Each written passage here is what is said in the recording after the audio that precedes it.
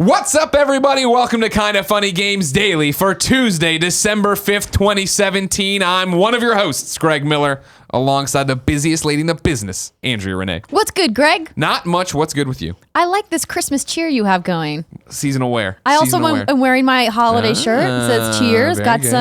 some holly on there. Sure. Yeah, well, you got some champagne glasses on there, too. Well, I mean, On brand for Andrea Renee. What's the word? What's the haps? I haven't talked to you in forever.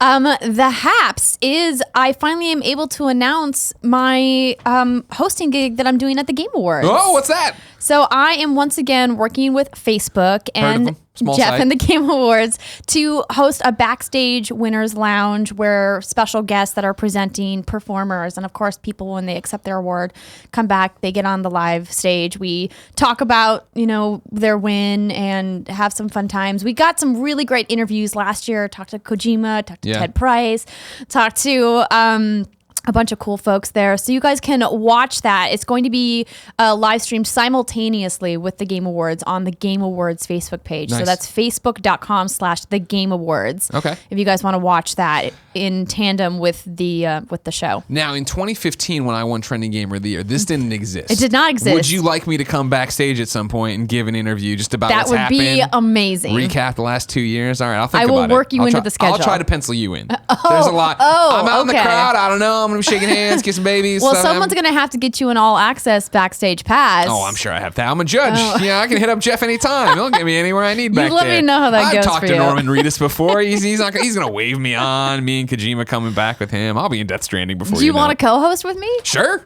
The whole show? Sure. Don't. I got nothing to fucking do out there. It's just me and Jen watching things happen. Actually do it. Why not?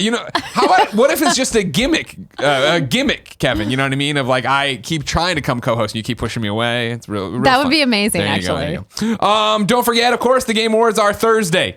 You still have time. I think today, is it the final 24 hours? Tomorrow, December 6th is the last date to vote. The final 24 hours for you to Google Trending Gamer Vote. Click on Andrea's face, click Submit Vote, put it in there. Get Andrea this win. She's up for Trending Gamer of the Year. We want her to win. You put in a little message here. I did. So I heard you speaking yesterday on the show about this and how somebody wrote in about the voting and able gamers. And I got a really great tweet that was a fantastic idea and something that if people are torn about their vote, of course, as always, vote for whoever you would like. I, of course, would appreciate your vote, but Abnox Poser wrote to me on Twitter and said, I support at Andrea Renee for Trending Gamer this year, but I also believe in what at Able Gamers do. So in lieu of voting for Steven, I donated instead, and you should too, #kindafunny. And then he had a link to the Able Gamers donor drive. So if you go to ablegamers.org, there's a donate now button in the upper right-hand corner of their homepage. So if there's people out there that want to vote for me and you still want to support Able Gamers, this actually will help them probably substantially more by donating than by just voting. But of course, you can do both. I think what Steven does is great. I am an advisory board member for Able Gamers, which a lot of people said on this show multiple times. Yeah, I didn't put that in my yesterday when I was talking about it, but yeah, a lot of people wrote in being like, first off, sorry you had to deal with that, Greg, but you handled it well. So thanks for everybody being nice about that. But then the fact that, yeah, you're very involved with Able Gamers. Yeah, I mean, and Steven, I believe, is going to be coming to the show this year. Oh, yeah. And I'm looking forward to seeing him at PSX. And we, of course, love everything that they do and are proud supporters of them. So if you guys want to take it a step further, again, that's ablegamers.org. The donate now is in the upper right-hand corner. And somebody also reminded me, you're doing holiday shopping this year. If you're going to be shopping on Amazon, smile.amazon.com allows you to put a percentage of your shopping to the charity of your choice. You can also select Able Gamers as that charity. So, food for thought. There you go. Remember, of course, Game Awards are Thursday night. Andrew's doing the Winner Circle backstage. We will be doing a watch along here. I won't be there. I'll be crashing Andrea's stream. Coming back there, talking to Kojima, talking to Norman, maybe a little bit of Guillermo. You know what I mean? And then when they're gone, I don't know who else I'll buy. I've talked to Ted Price. All right. I'm sorry. There's a question from Kevin Coelho, kind of funny. Yes, sir. Yeah, if you talk to Guillermo, can you ask him why he hates beeps and doesn't want to? I don't know. Yeah, we came on strong trying to get Guillermo del Toro on here once with one tweet where we promised him beeps to come through and talk at the burger place. He didn't respond, so that's why. But yeah, we will be doing a twitch.tv/kindoffunnygames to watch along. Tim and Andy watching the Game Awards. Remember, then that leads right into PlayStation Experience 2017 down in Anaheim. I will be there. Andrew will be there. Friday night, I'm doing interviews with Shuhei and Sean Layden as part of the PlayStation kickoff event there for early bird ticket people. It'll be streamed on PlayStation as well. Then on Saturday, I'm hosting the Uncharted 10th anniversary panel with Nolan North, Troy Baker, Claudia Black, Emily Rose. The list goes on and on. Every name you know from Uncharted. Then Sunday, I'm doing a signing at 1:30 at PlayStation Experience. Then we're doing the Portillo's meet and greet 6 p.m. at Buena Park. Then we're asking all of you to drive down to San Diego so we can do the first ever in-person Kinda Funny community meetup Christmas party at Polite Provisions, 6 p.m. Monday night. Bring a white elephant gift to exchange with other people. Wear a bad Christmas sweater. Polite Provisions now, Miracle on 30th Street. So we're looking forward to having a lot of fun there and being stupid. Andrea is not coming because she does not love you. Should that influence your votes? Should that influence your vote for Trending Gamer? Too late. We already got you. No, listen, I'm still on the fence. The problem is like there's a bunch of stuff happening next week that I have to make sure I can still fulfill my commitments because a responsible adult fulfills their commitments. Here's the thing. There's always a bunch of stuff happening in our lives. It's true. Just blow it off. Come party. Not to mention, think about it. When I won Trending Gamer, right, and then rolled right into PlayStation Experience, it was like this amazing after party. You don't want your after party to end. So what if I put on the table, if I win, then I'll change my flight. Oh, I like that. Okay. All right. Yeah? Good. Yeah. All right. Good. Everybody vote for Andrea so we can get her to come to San Diego and party there. And then remember, this episode is brought to you by Lisa.com and Omaha Steaks, but I'll tell you about that later. Some of you will like it. Some of you won't, but that's just how the show goes. Because this show is Kinda Funny Games Daily. Each and every weekday on a variety of platforms, we run you through the nerdy video game news you need to know about. If you like that, you need to be part of the show. Right into kindafunny.com/KFGD. Give us your questions, your comments, your concerns, everything you want us to talk about on the show, because we will. On twitch.tv/kindafunnygames, we record it live. However, if you're in the chat, your job is not to talk to us there. You need to go to kindafunny.com/you're wrong. Tell us what we screw up as we screw it up so we can set the record straight for everybody watching later on youtube.com/kindafunnygames and listening on podcast services around the globe. For now, let's begin the show with what is and forever will be the Roper Report. Time for some news. Was you hard out into that one, Kev? I had to cough. Oh. I didn't realize it till I started making. It's the worst holding in a cough. Yeah. That or like a burp. It went away though, guys. Or a yawn. You're trying to talk through a burp or a yawn. No, I'm not a fan of any of that. Number one on the Roper Report, and there's 5 items, I believe, right? Okay. Or is it really 4? It says 4 on there. It says 4, but I can't remember. Andrea added one. She added the 4th. It's 4. I did. Sorry. No, I'm glad you did. You did a great job. Dozen. Thank you very much. Thank you very much. The commitment to the bits. I love it. Number 1, classic Wii games are coming to the Nvidia Shield in China. This is via Twitter, where ZHugeEX tweeted. Nvidia Shield is coming to mainland China. Will be priced at RMB $14.99. The Shield will focus on games in China. It will run popular PC games as well as Nintendo Wii games such as Mario Galaxy, Twilight Princess, and Punch-Out. Andrea, yes. Shocking. This is shocking. It kind of is, right? A little bit. And just in case you were wondering, like I am, $14.99 in the Chinese currency. RMB, which means Roomba. No, it's not what it means. They don't deal in Roombas? No, $226.50 in US dollars. Okay. For that Nvidia Shield. So I'm kind of like, this is a head scratcher, right? Like the idea that you're playing Nintendo games on classic Wii Nintendo games, like a PC device. Yeah. Obviously, there's emulators that you can do this now, right? And that's the thing. When you walk around malls this time of year, you usually see this hollowed out N64 that has 1 million games on it. You're like, you don't have the license for any of this. This is totally not. And so when I saw the image, that's immediately what I jumped to. Is like, oh, this isn't real, but it is in fact really happening. That Nintendo went through and made these games, and they're, I believe, 1080. They're like, HD. They're ready to roll. So this is a Nintendo sponsored thing? Apparently, according to everything I was able to find in the what I was getting my information from on the internets and whatnots. John Fick wrote in to kindafunny.com/KFGD and says, hey, KFGD, it looks like Super Mario Galaxy and The Legend of Zelda Twilight Princess are headed over to the Nvidia Shield in China. First of all, that's crazy enough on its own. But This has to be a sign that these games are coming to Switch, right? Nintendo and Nvidia working together closely on the Switch architecture, so it seems to add up. What do you guys think of this? Love from Buffalo, New York, the chicken wing capital of the world, John Fick. I feel like we're jumping a lot of conclusions, but I also feel like this is a crazy fucking story that all of a sudden these old Wii games are popping up on Nvidia. I think it's worth reading. Over at Ars Technica, they had this story and they put an update in that says, updates. A description page on Nvidia's Chinese site suggests the Wii games in question are run via streaming through Nvidia's GeForce Now service rather than through emulation directly on the Shield hardware. This complicates the idea that the Shield is being used as a test run for any Switch virtual console efforts. The mere existence of a remastered HD version of classic Wii titles, though, suggests that Nintendo may have further plans for these games than just basic emulation. Yeah. That's the thing. If they're going through and remastering these and putting them out, like, why would you just put them on the Shield? There's got to be you want to get them out and you want to make money off them. Also, why would you just do it in China? China. I mean, obviously there's over 1 billion people in China, so I understand why they're in that market, but why only that market? Yeah. I wonder if it has to do with licensing, perhaps? Interesting, yeah. I mean, it's just China. The China market right now is so interesting as people try to make inroads there, as they're finally opening up those borders to get games there. Right, well, because consoles are still relatively new and pretty sparse from what I've read about install bases in China, so... Yeah, I don't know. I don't want to jump to the conclusion because it seems too good to be true that would then mean, these games are coming to the virtual console or something to that effect. But it also doesn't seem that far-fetched, even though I don't think Nintendo's in any hurry to make the virtual console happen. Not as long as they're making millions of dollars on their classic editions, their little mini consoles. Yeah. So, I mean, why do both? It'll be interesting to see. I mean, there's rumors of a Nintendo Direct coming in January and that really laying out what 2018 would be. Obviously, we've been predicting that for a while as well. You wonder if they get there, if it will be, here are games, then here's also our plans for what this online infrastructure we want you to pay for is going to be. Here's what virtual console looks like.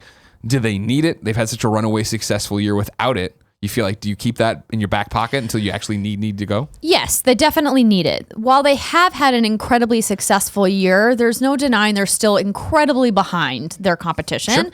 And if they want to make up ground and really see a giant bump, then they need to address the online connectivity. They need to address voice chat. I hope that they ease the use of friend codes at some point. Oh man, you're talking like we were before the Switch was announced. Now the Switch is here. Who cares? I still care. I still roll my eyes when I'm playing Animal Crossing and I got to put in a million things on my phone, but it's just like whatever. I'm playing the game. I'm happy. You give them a pass. Listen, I don't give them a pass. That's just what they are. They're like your crazy uncle. It's just your crazy uncle. You can't fix them. That's an interesting way to look at it. He's going to sit there. He's going to say something vaguely racist at Thanksgiving. You're like, all right, well, I just got to... Sometimes you got to say, hey, uncle, knock it off. Yeah. Get with the times. Then he bites your mom on the neck. Then she's dead. This now you got weird. A crazy uncle there. This analogy is gone off the rails. Now, where's the gun in the house? That's the big question. Oh my gosh, Greg Miller. Number 2, Housemarque has licensed Unreal, and a new game is going to be announced soon. This is via Gematsu. As announced in November, Housemarque will no longer make games in the arcade genre and rather explore new genres, including multiplayer experiences with strong, robust communities.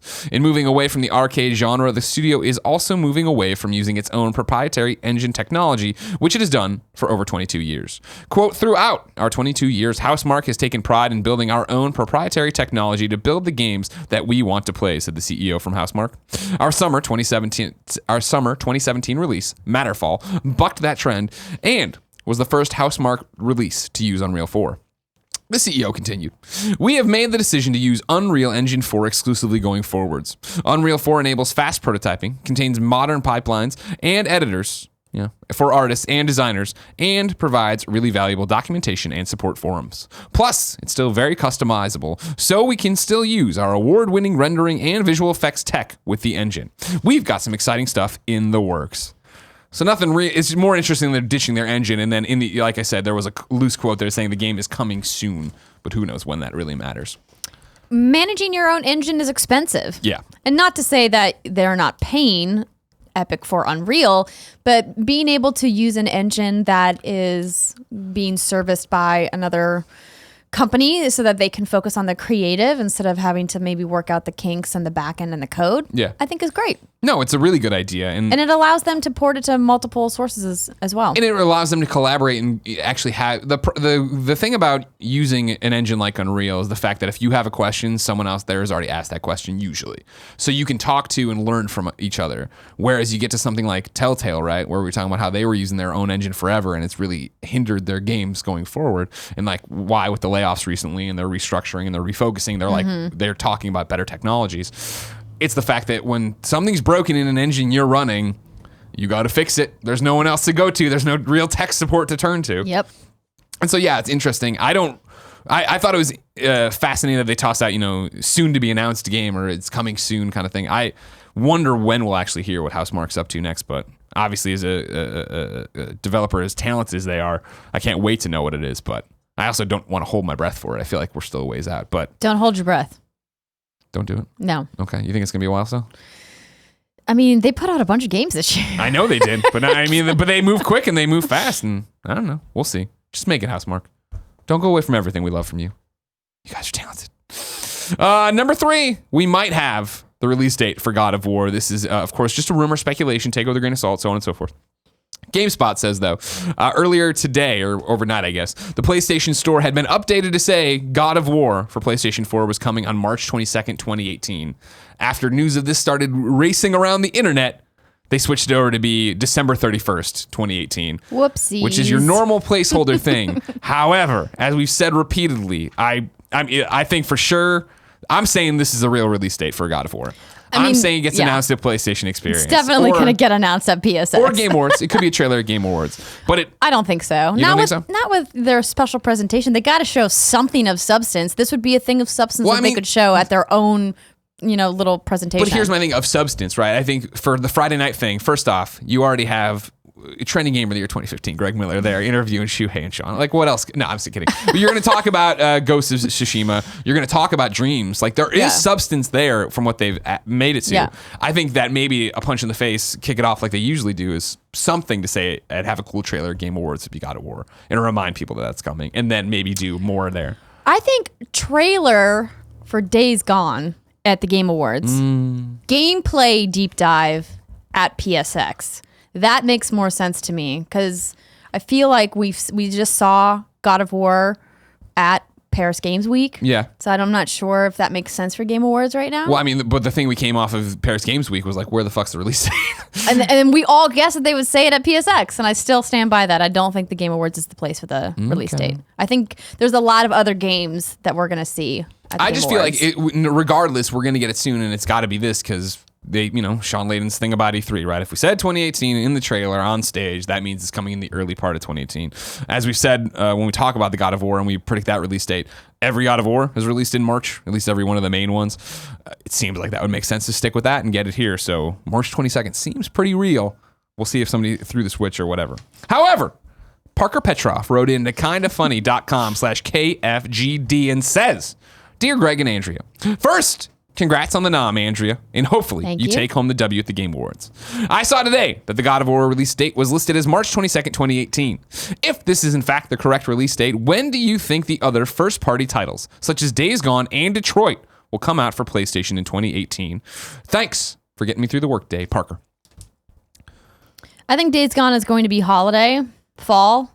Yeah. Sometime between September and November. It's worth pointing out, remember, that these are two games that did not have the 2018 at their end of their stingers at E3. Right. Detroit was eventually, in an interview, Quantic Dream, David Cage said 2018, but that wasn't one of the ones Sean was talking about. And kindoffunny.com/you're wrong, Days Gone didn't end in 2018 in their trailer. It was God of War, it was Spider-Man, and there was another one that I'm reaching for, but I don't feel at the moment. I'm in the dark on that one. Yeah, I'm blanking. Kindoffunny.com/you're wrong. I honestly, the thing about Days Gone is that I didn't anticipate it coming out in 2018 at all, but now with TLU 2 on the horizon, they can't release in the same year. I mean, okay, technically they can, but it wouldn't be wise to have two, of these zombie type adventure games in the same calendar year.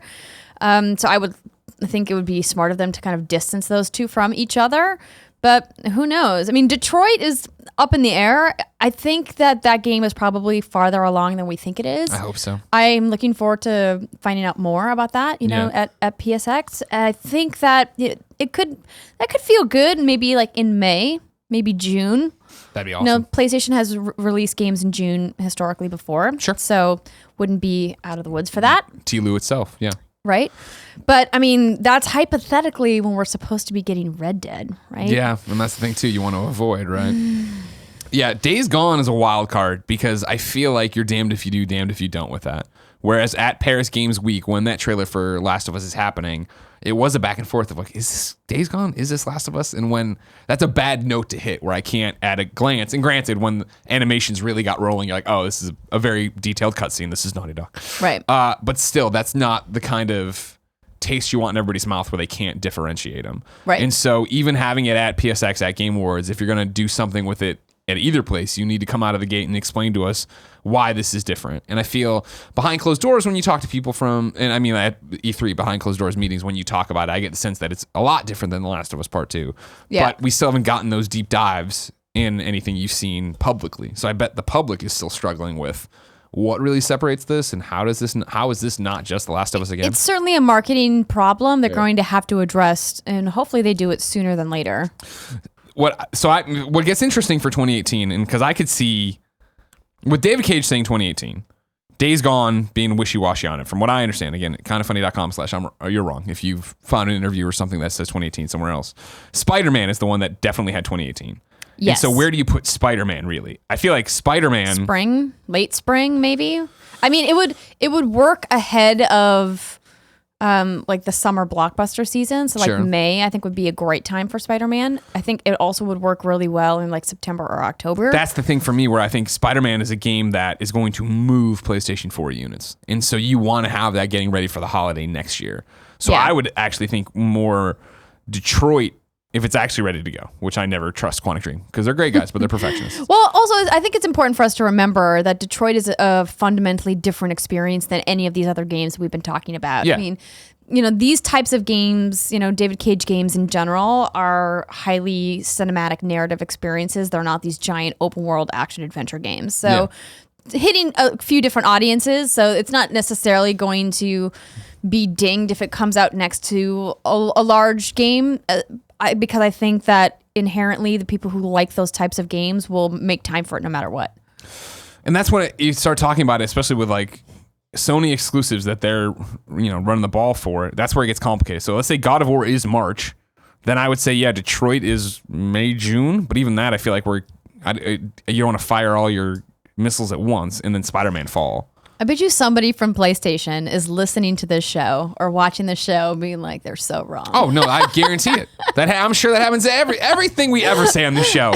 Anyone on the other side of the fence is just like, these guys are idiots. They don't understand how business works at all. They're like looking at their calendar going, they have no idea.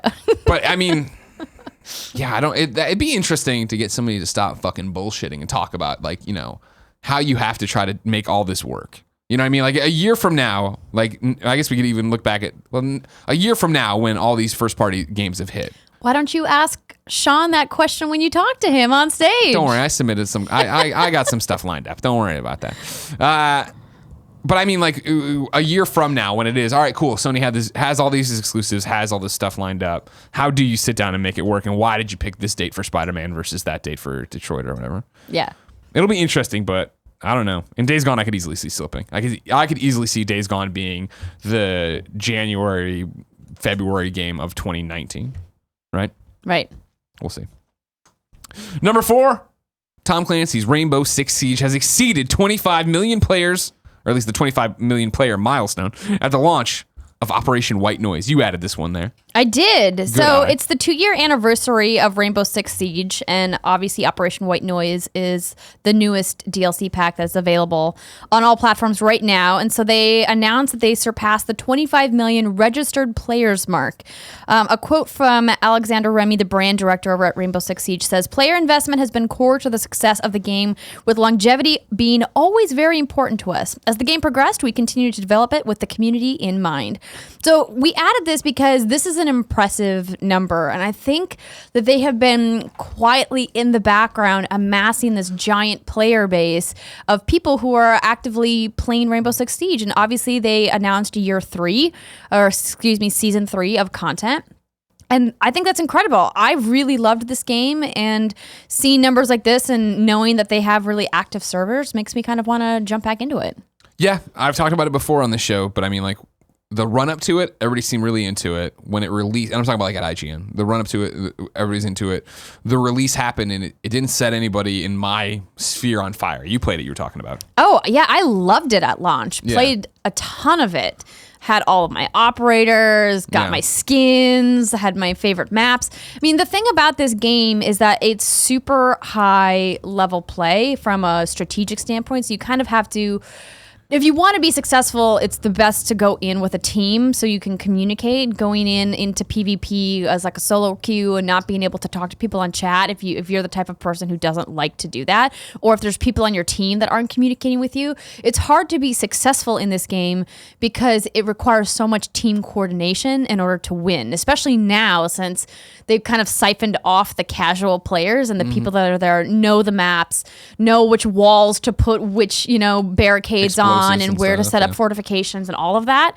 And I was surprised that it held on as long as it did, just because it is not as approachable to a casual player from the standpoint that at the beginning it was because we were all new. But now people that have been playing for a while are really good and really know the maps well, which is why it's always fun to kind of hypothetically get back in when a new DLC launches, because it's new again for everybody. Yeah, a little bit of even playing ground, right? Exactly, at least for a little while. No, I'm glad that there's been an audience for me. It was, for me, the first example, I think, of what like For Honor would become, where it was like, oh, that game came out and I didn't hear much about it, and then like you move a stone and there's millions of people playing. You're like, oh, it's just that nobody I knew was playing it. There's this huge audience for it, and that's great. There's a lot of games out there like that. Exactly. Secret stealth popular games. Andrea. Yes. We just talked about Rainbow Six Siege, so that doesn't help for my usual transition. Well, it's God of War. I can't wait for God of War. But it's still so far away. If I want to know what came to the digital mom and grop shops today, where would I go? You would go to the official list of upcoming software as listed by the Kinda Funny Games Daily Show hosts each and every weekday. Yeah, in stereo with Kevin Coelho. It's Tuesday. That means it's a huge day, so strap in. Dead Rising 4, Frank's Big Package, comes to PlayStation 4. Did you ever play any Dead Rising 4? I did. You like it? I did. Me too. I really enjoyed that on Xbox One. It's another one where I'm like, oh, I could go and put more time in PlayStation. Well, I never and it's will. Christmas themed, so maybe I'll go back actually. Yeah. Destiny 2, Curse of Osiris, comes to Xbox One, PlayStation 4, and PC. How hype are you? God, I'm so excited. I want to get home and play it real bad too. I forgot to start my download this morning. I'm kind of mad. That one's going to break your heart. I know, but I'm so excited for those 4K files. Let's go. Steep Road to the Olympics comes to Xbox One, PS4, PC. The Walking Dead, the Telltale Series Collections, comes to Xbox One, PlayStation 4, and yes, it has a new trophy list. Just one platinum, though. It's a lot of work to get that platinum. Caveman Warriors comes to Switch. 9 Parchments comes to Switch and PC. This Is the Police comes to Switch. A Hat in Time comes to Xbox One and PS4. Boiling Bolt comes to Xbox One, PlayStation 4. Justice League VR, the complete experience, comes to PlayStation VR. Didn't see that one fucking coming, but I'll be playing it. Let Them comes to PlayStation 4. Mitch, Barrier Challenge comes to PlayStation 4. Oh My Godheads comes to Xbox One and PlayStation 4. Snow Fortress comes to PlayStation 4. Horizon Zero Dawn Complete Edition comes to PlayStation 4, Xbox One. The Surge, A Walk in the Park DLC comes to PlayStation 4, Xbox, and PC. IGN also has this. The latest Nintendo Switch update is out. It's 4.1.0, and it doesn't change much beyond the usual stability improvements, but Nintendo singles out the console's motion controls as a point of improvement. So enjoy that. I don't want to sway you, but there's a headline that says, hands-on, Justice League VR is one of the worst PSVR experiences so far. How are the trophies, though? I don't know. Listen, did I expect this to be good? Of fucking course not. If you have a Justice League game coming out and you don't tell Greg Miller... There are no trophies to collect. Fucking goddamn it! So if they couldn't make the goddamn extended universe worse... What do I do in it? Do I do anything cool in it? There are mini games. One is where you play with the Move controller in each hand as Batman. and probably the best of a very bad punch, sitting you inside the Batmobile and tasking you with steering the supercharged vehicle while shooting down goons. Superman and Aquaman are much the same thing, meanwhile, with one taking place above land and the other beneath sea. This is from pushsquare.com, by the way. Good job, and then there's a Wonder Woman one where it's kind of a tower defense title that plays like you're stuck inside of a jar of treacle? What? What does that even mean? Kevin, what can you explain what that is? You don't know. Okay. A Trico jar? like the Last Guardian guy? It says Cyborg is basically a static shooting gallery while the Flash sees you sprinting down a subway tunnel, pumping your arms to increase speed. This is all very I don't very know. upsetting. It's the trophies that really get me. That there's no trophies even earned in this thing.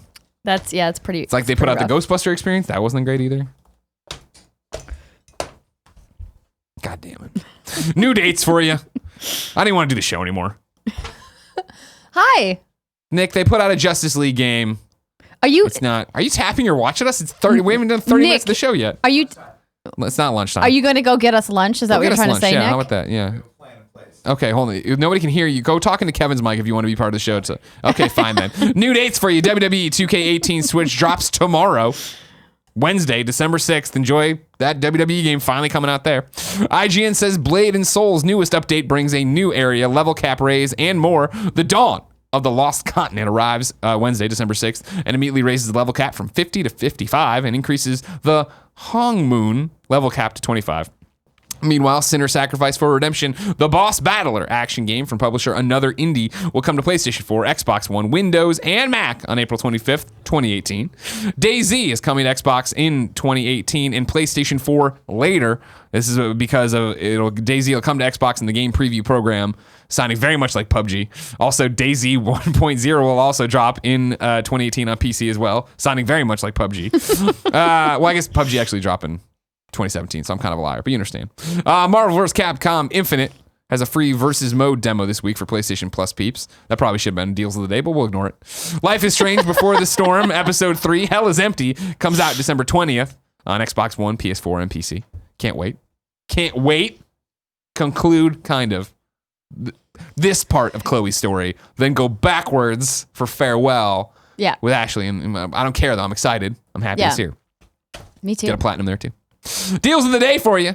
PlayStation Now is adding a bunch of new games like Elder Scrolls 4, Oblivion, Dishonored, Rogue Warrior. Rogue Warrior, fucking awesome game. Not worth your subscription to PlayStation Now, but it's awesome because it's terrible. You ever play Rogue Warrior? No. Mickey Rourke voiced it. Oh. Awful game. But like at the end, they take all of his horrible things he says in the game and they put it into a rap song that you can get on YouTube right now. But he really doesn't like commies. And he says it a lot with the F word as he kills them.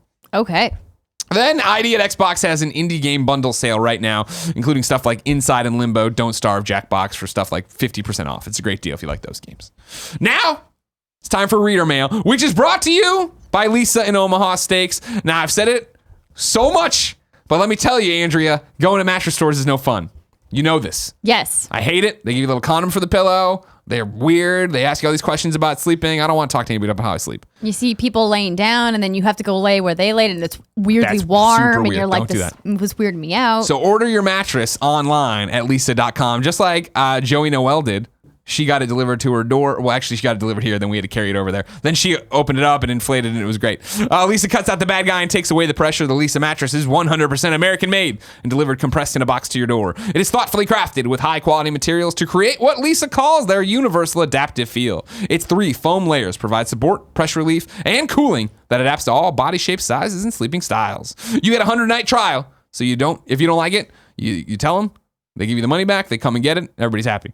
Mattresses cost thousands in the store, but Lisa starts at $525. You can get $100 off by going to lisa.com/kindafunny and entering the promo code kindafunny, all one word. Remember, it's Lisa, LEESA.com/kindafunny, promo code kindafunny. Be like Joey Noel. If you have a kid or a cat, as we discovered yesterday, this is a great gift for them.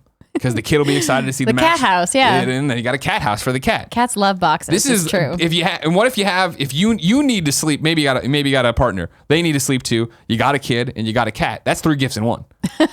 You just knocked Christmas out of the park for everybody. Everybody's having a good time. But if you want to go the extra mile, try our other sponsor, Omaha Steaks. Right now, for only $49.99, you can get my family gift pack when you go to omahasteaks.com and enter my code KFGames in the search bar. That's 75% off. Kevin, did we eat Omaha Steaks at Extra Life? Yes, we did. Were they good?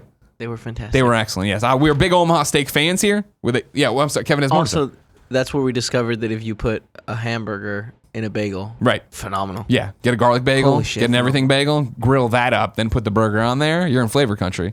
You know what you could really cherry on top that with? What? An egg, like a fried I egg. love a good fried egg burger. I love a good Right? fried burger. Yeah. All right, Andrea, I like where your head's at. Now I want this right now. Well, you can get it by going to omahasteaks.com and using our code KFGames. Remember, for $49.99, you're going to get 2 filet mignons, 2 top sirloins, 2 boneless pork chops, 4 boneless chicken breasts, 4 kielbasa sausages, 4 burgers, 4 potatoes au gratin, 4 caramel apple tartlets, 1 Omaha Steak seasoning packet, and then an additional 4 kielbasas for free. Remember, I've said it before, I say it again. I sent it to my dad. He liked it so much, he sent it back to me. Do you have somebody you're scratching your head on? What am I going to give person X for Christmas, Hanukkah, any of the holidays? The answer, a box of meat. Just send them a giant box of meat. omahasteaks.com.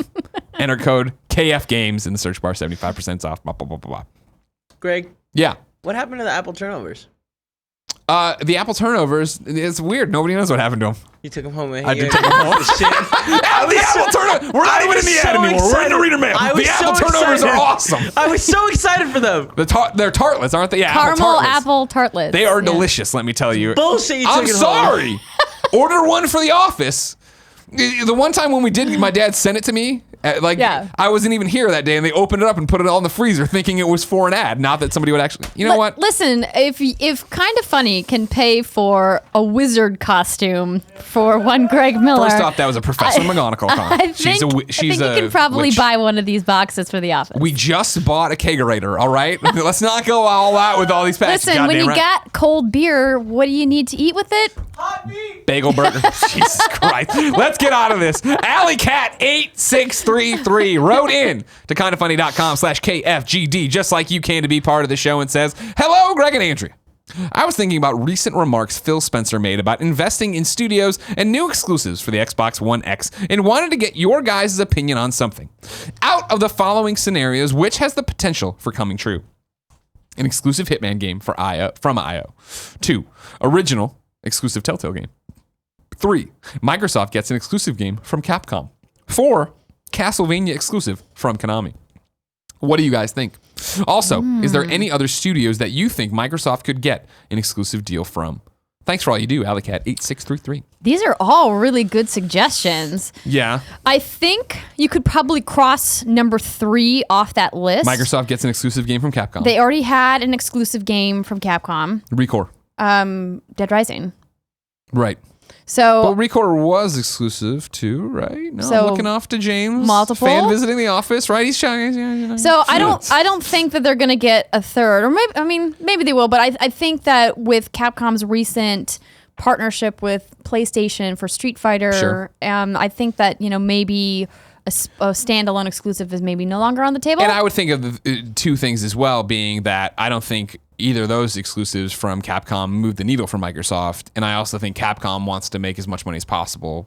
Some rumors we've heard out there. Right. I don't think they're going to get into bed with that for some rumor about wanting to make as much money as what possible. a weird rumor that they I want to make know. more money. I agree with that. And in the same vein, I would cross off the original exclusive Telltale game. I don't think that's a needle mover either. Exactly. It's not a needle mover, and Telltale's whole thing was, right, we just laid off 25% of our staff to focus on making fewer games but making better quality games. And I don't Right. think they'd want to then turn around and be like, oh, let's add another game for Microsoft, let alone an exclusive. Yeah, I think exclusive Hitman game from IO is an interesting idea, and Yeah. probably of these ideas is the most plausible. Yeah. I think Castlevania exclusive from Konami. I think Castlevania as a brand, I'm sorry to say this, is kind of gone. Oh my God, but the Netflix cartoon. I think I think there are fans out there, obviously, that still support this franchise. Yeah. I don't think that this is a big enough franchise to justify the spend that would Sure. have to happen to make a current generation exclusive game. And that's the thing too, of I feel if you were going to draw people back into Castlevania, I think the smartest move would be to go back and make similar, like make a Symphony of the Night again. Right. Basically Iga's game right now. But the problem is that is cool for people who are old school Castlevania fans. That's not going to motivate them to go buy an Xbox One X. No. And if you're making that, if they want to make that game, why would they put it everywhere? So then, okay, go make a modern AAA Castlevania. Well, they did that during the PS3 era, and people liked those games, but again, they weren't runaway successes that they Right. made money hand over fist on. I have previously said, and I still stand by this theory. Here comes the theory, everybody. Andrew Renee's putting on her theory cap. Get yours at home, too. If Xbox really wanted to make a splash with an exclusive partner title, Yeah. if they could get Valve to give them an exclusive game, I think that would set their world on fire, because Valve doesn't care how many PlayStation 4s are in the world, right? They don't care. They're Valve. And Xbox could really benefit from a partnership, because almost all of Xbox's new AAA games are Play going anywhere. to be, yes, exactly, play anywhere, so you can also play it on your PC. Who makes games and lots of money on PC? Valve. Seems like a natural partnership, doesn't it? That is a good one. Yeah. Yeah, so I mean, I guess the most likely, Alley Cat, from your things would be something exclusive from IO. It'd be interesting to see if this goes both ways, I guess, but if Microsoft would even sniff around at buying IO, in the fact of like, oh, okay, you just got out of this deal with Square, you have the Hitman license, we know people really like Hitman already, why not come work with us? But then on the same side, I wonder if IO's like, it's awesome being our own bosses now, and we want to try doing this on our own. Yeah. You know what I mean? They're probably... No, that was a tasteless joke. Don't worry about it. I think they would. I don't think that they would turn down Microsoft's money.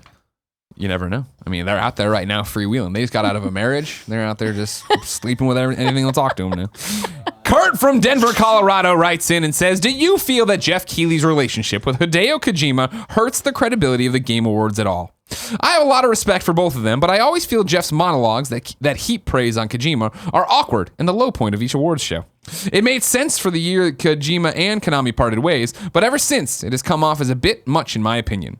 The praise is well deserved, but I feel that the Game Awards would benefit from no Kojima/Del Toro love for just 1 year. Would love to know your thoughts. Great work on the show. Kurt from Denver, Colorado.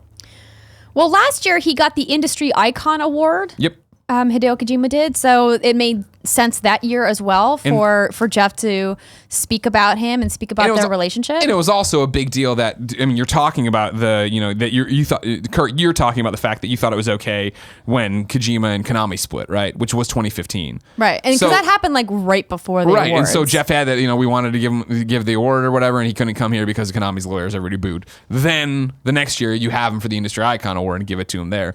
Then this year, I haven't seen anything out of the usual heaping of praise. I mean, Jeff's retweeting everybody talking about the Game Awards and coming through. Exactly. Listen, Kojima is doing all of those tweets on his own. Geoff is not prompting him to do that. Which, by the way, if you guys do not follow Kojima on Twitter, you got to. You You're should. missing out. It's Don't you want to see great lots of photos entertainment. of Mads Mikkelsen and Norman Reedus? I sure do. That's why I follow. Beautiful shots of champagne glasses and USUM LA and all these different things. Yeah, I definitely, Kurt, I do not think that it hurts the credibility of the Game Awards at all. Obviously, I just announced that I'm going to be working for the Game Awards, and I've worked with Geoff for several years now. I have nothing but great respect for all of the work that he puts in on this show. I would be hard-pressed to find anything that hurts the credibility of this show, because, quite frankly, what he does is a celebration of an industry that too often doesn't get recognized for the thousands of people who work in it across the world. So I think what he does is great. Yeah, I feel like depending on the day or the person or the perspective, there's a million things to attack the Game Awards for credibility. And so that's just what everybody's perspective is. The long and short of it is, it's a video game award show, and Geoff's got to make sure it happens, so he does ads to make that happen and different activations and all these different things that some people look at and think are gross and slimy, but it's okay. How do you make the show happen? How do you want this all to happen? He's done an amazing thing and built an amazing product, and I feel every year gets a little bit closer to what my perfect science is for an award show, or what I'd want out of the Game Awards. Yeah, I'm really, really excited about the show this year. The video game orchestra? Like, I'm kind of bummed that I don't get to watch a lot of it. Because you got to work from the seats, yeah. Because I'm going to be backstage, but I'm ready.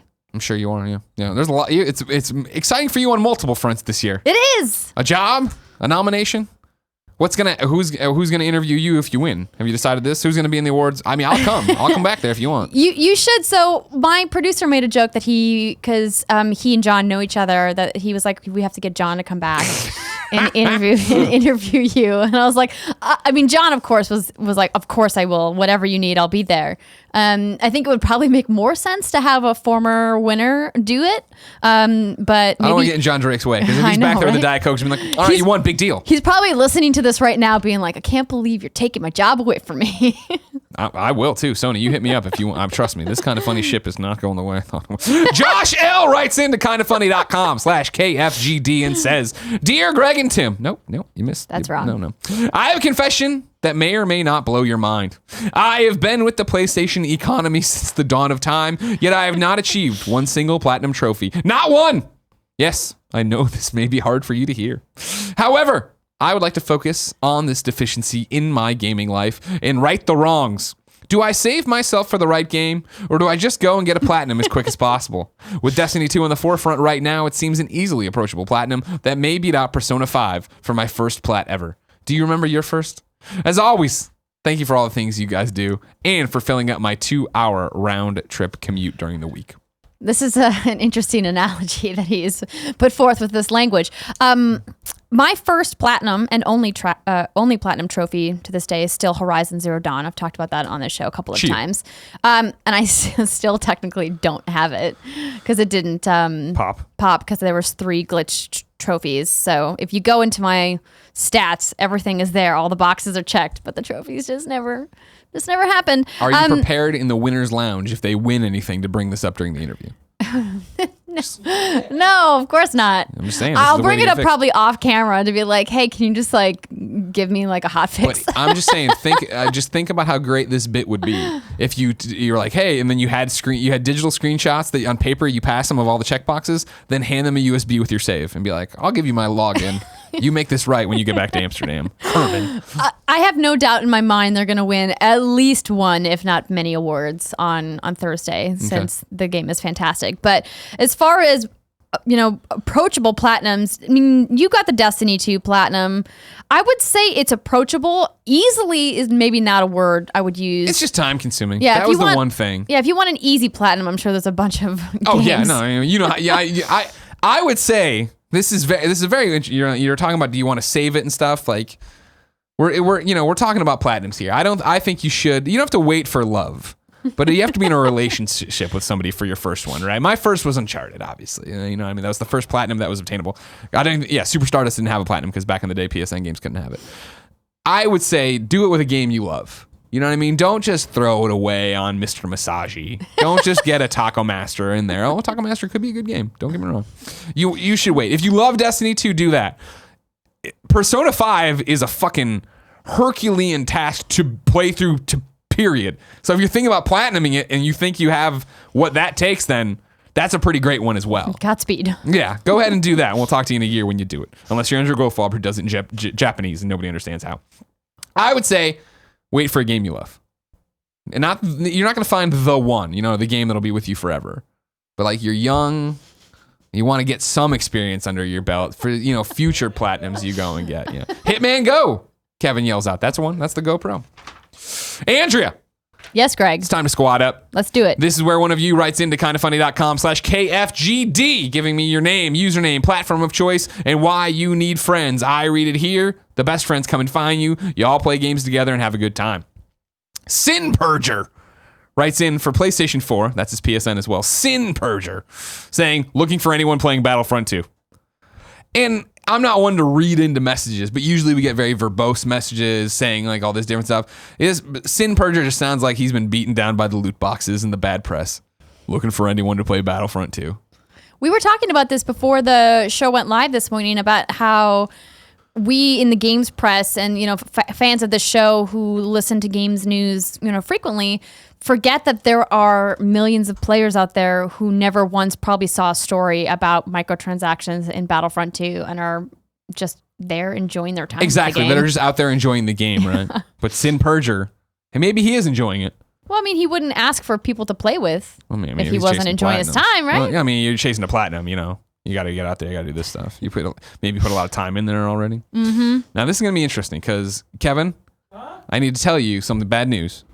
The printer is out of black ink back there. Oh, God. But I got to the second to last page. So I will do a seamless transition because I'm a professional host from where it leaves off on this to where it picks up over here. All right? Are you ready, Kev? Mm-mm. You're not ready.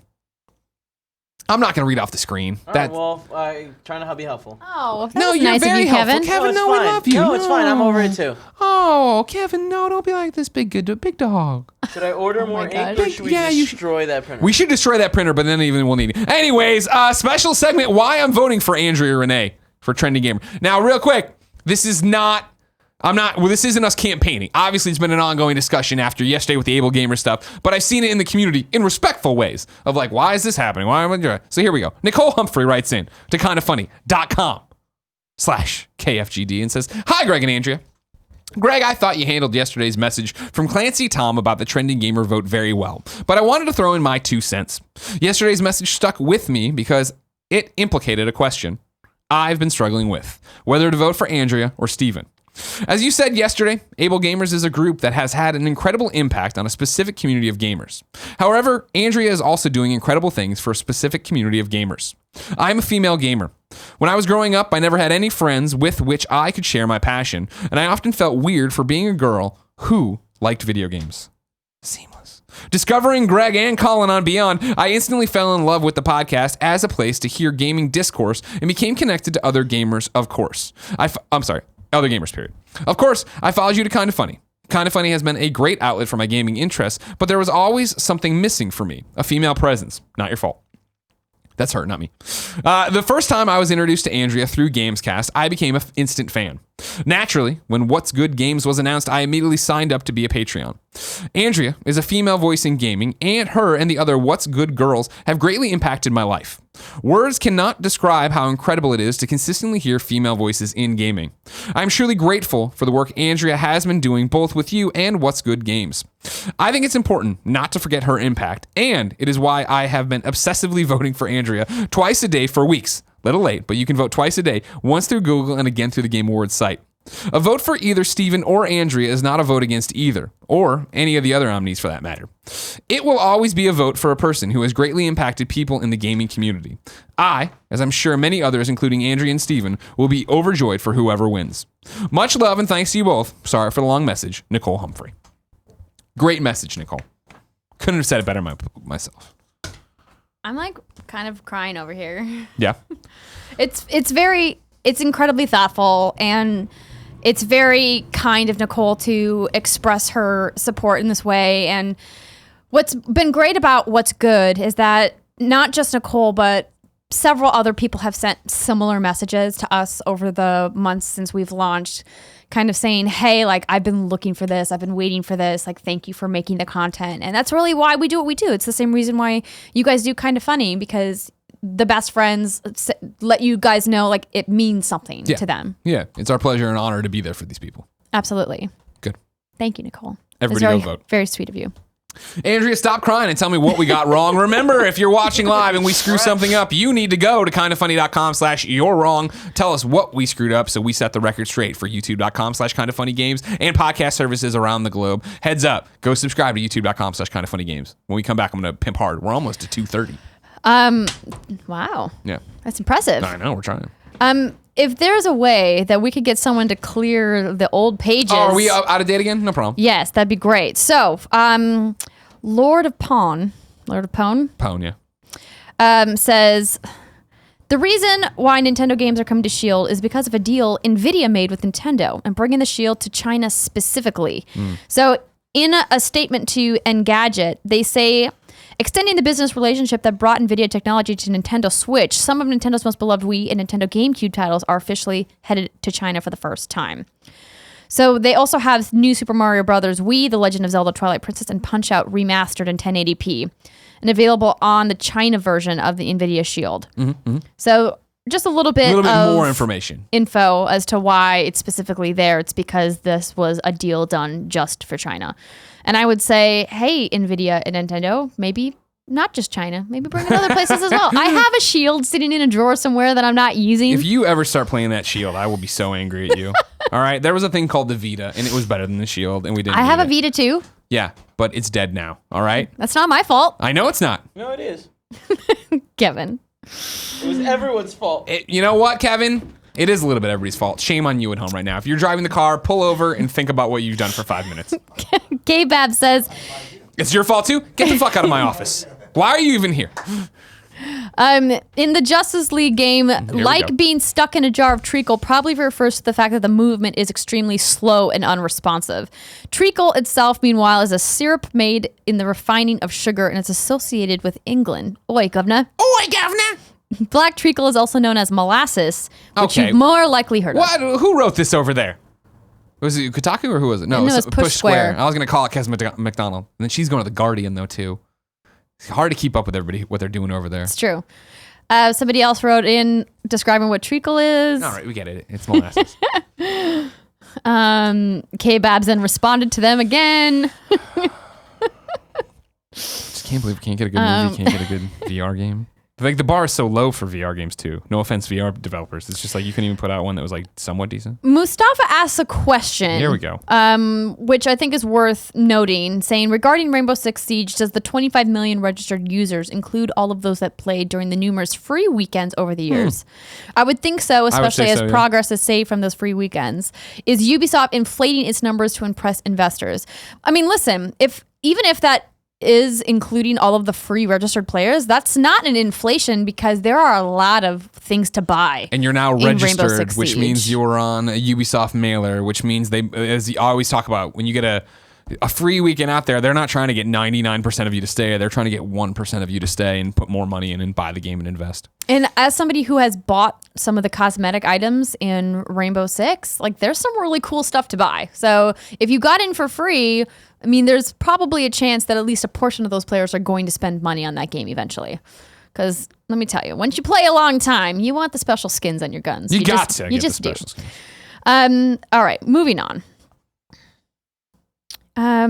So from C. Beretta, Greg stated that Capcom developed ReCore. Armature Studios and Concept developed ReCore, and it was published by Microsoft. Keiji Inafune, who produced several games for Capcom, like Mega Man, obviously, Lost Planet did found Concept, who worked on ReCore, but Capcom was not involved. Thank you. That is exactly what happened. I just went with Inafune. See, this is exactly what you're wrong is for. Exactly. You nailed it. Somebody else also discussing that same issue.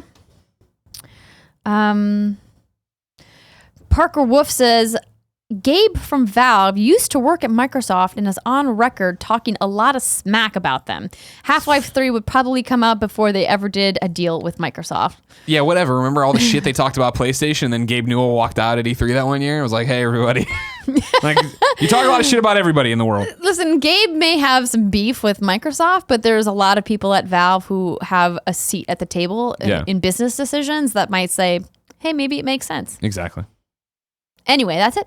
Oh, we're done. Wow, that was great. Okay, cool. All right, I like that one. If you didn't know, this has been Kinda Funny Games Daily. Each and every weekday on a variety of platforms, we run you through the nerdy video game news you need to know about, then give you some perspective, answer your questions, and have a good time. Be part of the show. Go to kindafunny.com/KFGD. Submit questions, comments, concerns, bad PSN names, and the like.